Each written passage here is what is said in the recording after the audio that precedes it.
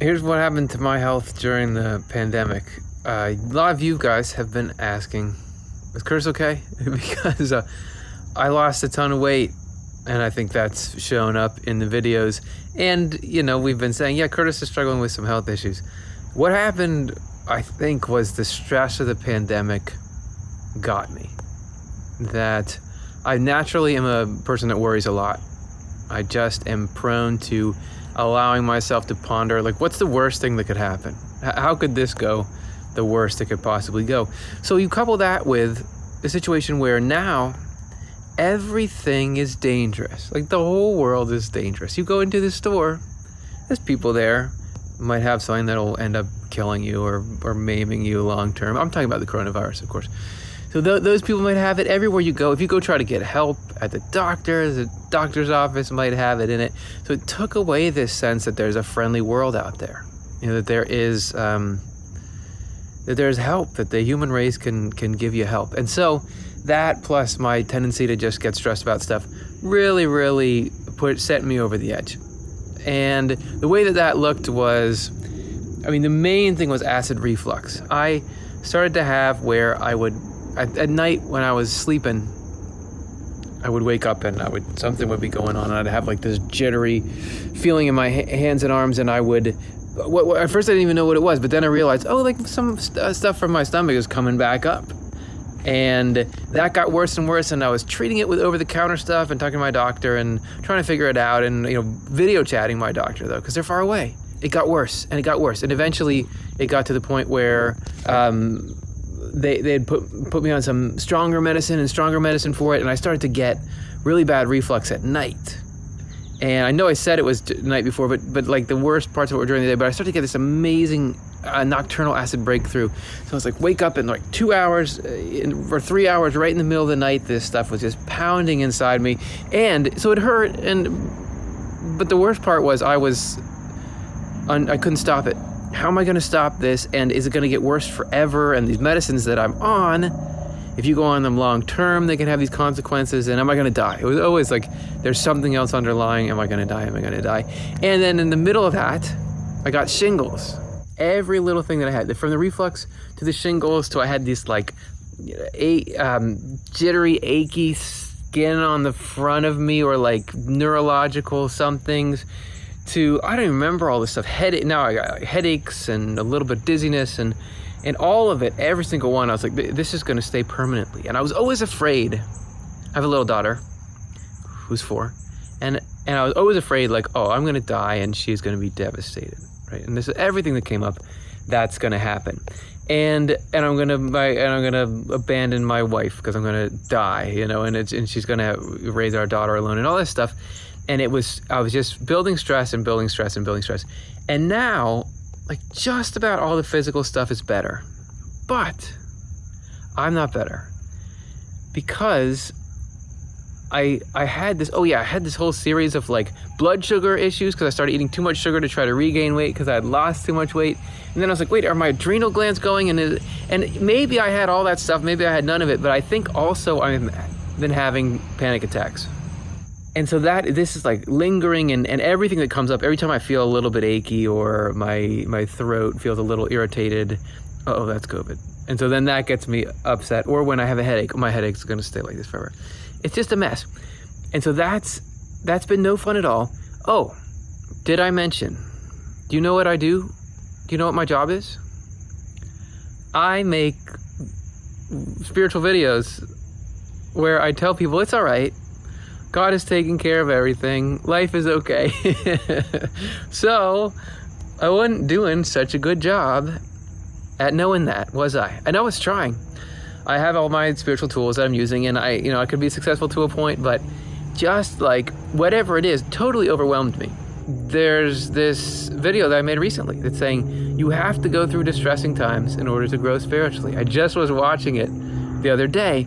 So it could be that there's like a spiritual component to what I'm going through, because a lot of this stuff matches up with what Swedenborg describes as temptations, meaning there's not just the physical stuff going on, but hell is actually attacking you. Whenever I have anything occur to me, like whenever I have a little symptom or whenever a bit of stress comes into my life, it's not like an audible voice, but there's a thought, and it's a really sharp thought that comes in quickly, but it's so quiet you almost don't notice you have a thought.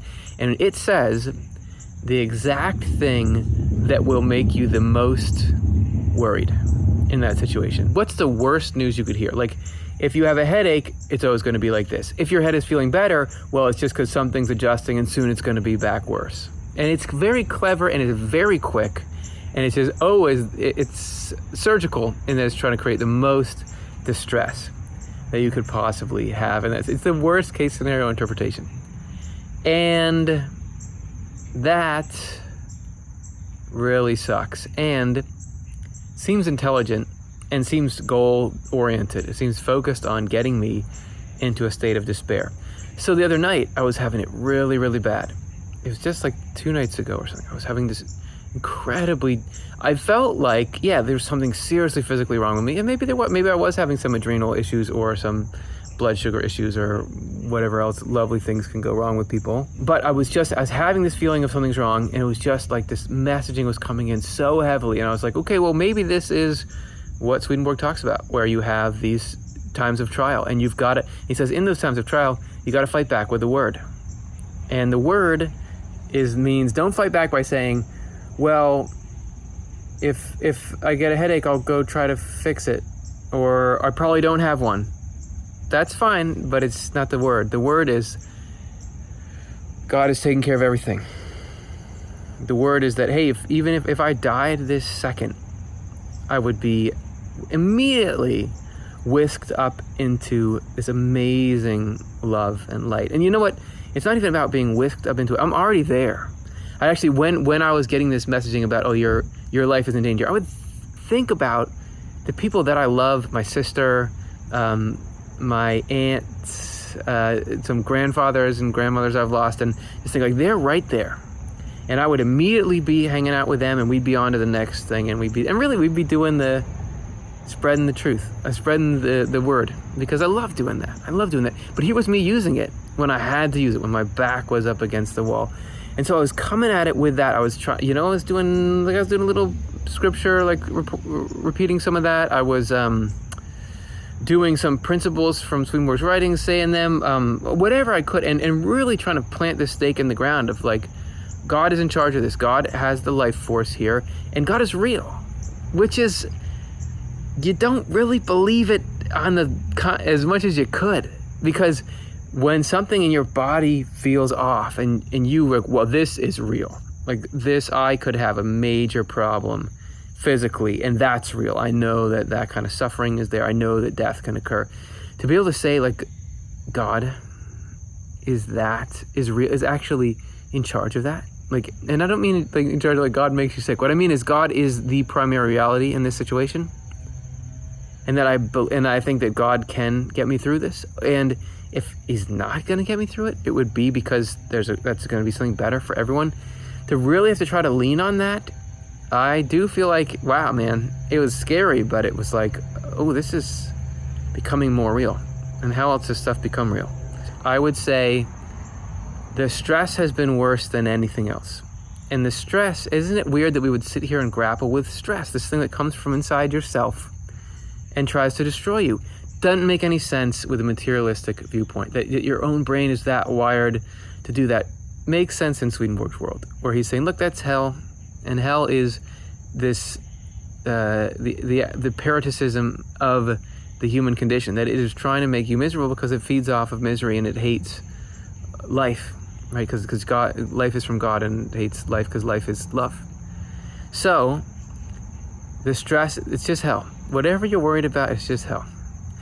Because what really happens is never as bad as the worry around what happens. And the worry is there. You don't got to worry that the worry is there. Of course the worry is there, but the worry isn't true, because it's just from hell, and everything's going to be fine. And because one time I went to the emergency room. It was a few months ago. I had just upped the dose of the medication. I had this chest pain, and I didn't know what it was. It turns out it was probably just gas. Sounds kind of silly. But I went to the emergency room. They just monitored my heart, monitored a few things, and even though they didn't find anything wrong, And even though they didn't treat me, like they didn't give me any medicines or anything, I felt great that day. I felt great. And you know why? Because someone was taking care of me. Like somebody was paying attention and like monitoring things, and I knew Western medicine, the fury of Western medicine is here to try to help me up. And, you know, before I went to the ER that day, long before, when the pandemic was first starting, I was like, oh my gosh, the worst thing that could happen would be if I had to take a trip to the ER where there's like sickness and I loved going there. You're not supposed to do it recreationally, and I really did think something was wrong, but my point is, something that hell made me think would be terrible was actually healing and saving. And there is help out there. It sounds like there's not help out there, but there's help out there. Anyway, I think I'm probably fine. Seem like I'm healthy. I'm recording videos again, not just this one, but other, you know, the usual videos you guys see on the channel. And I think the last hurdle I have is this anxiety, and this I've kind of got this like panic attack cycle. And you know what? I'm gonna get through it. And a lot of people are dealing with hard things, and I wanted to share it with you though because it's great. It sure is good mining for spiritual concepts, and I sure will say that like two things. One, don't feel bad if your spirituality isn't holding up. A lot of people know me for my talking about spirituality, and I totally couldn't keep it together, right? It's in some situations it's very hard to. That's okay. It's not a competition. The other thing to say though is it's real. The spiritual stuff is real, and it can help you. And remember to turn to it, you know. And even if you can't, just know eventually it'll go back. Day-night cycle. It always gets better again. I'm entering sort of a day cycle here. I had some night just earlier today, so it's feeling good. Day cycle meaning like, oh, I feel okay. Everything feels okay. And you know what? Making this video is helping. So by watching this video, you are sponsoring me feeling better. So thank you so much. Hope you enjoy. See ya.